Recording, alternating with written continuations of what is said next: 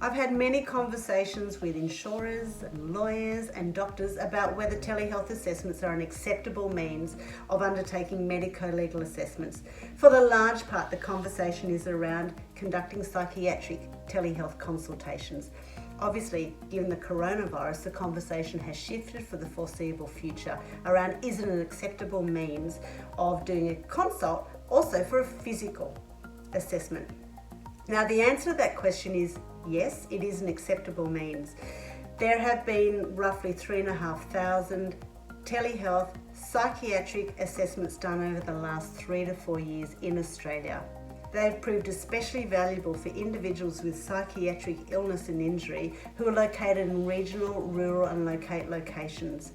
In particular, in those scenarios where asking the individual to travel will add undue stress and anxiety, not to mention cost, and by the time the individual comes to a city-based location, they're likely to be rattled, quite stressed, and their ability to provide a comprehensive account of the injury and their journey since that time is likely to be impaired. So there is definitely a fantastic application of telehealth in the psychiatric environment and a track record of that in Australia over the last 3 to 4 years.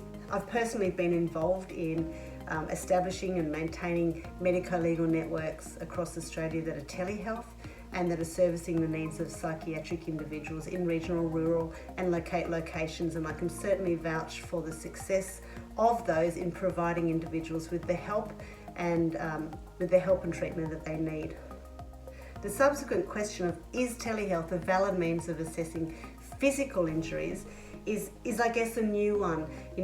Prior to the coronavirus, certainly a physical assessment would be deemed the gold standard, and I would hazard to say it still is the gold standard. But given that things have changed, it is still important to be able to get medical opinion for individuals who have experienced a physical injury. There are many, many physical injuries that still lend themselves very well to a telehealth consultations.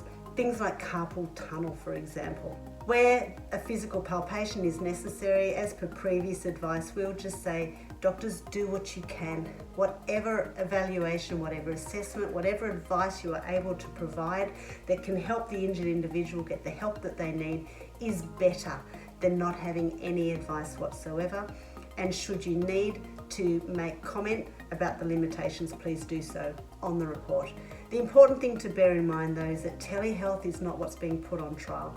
The Australian government is highly supportive of telehealth and has put a lot of funding into expanding its use across Australia, given the vast expansion and the remoteness in our country and the benefits it can provide to getting timely access to medical help.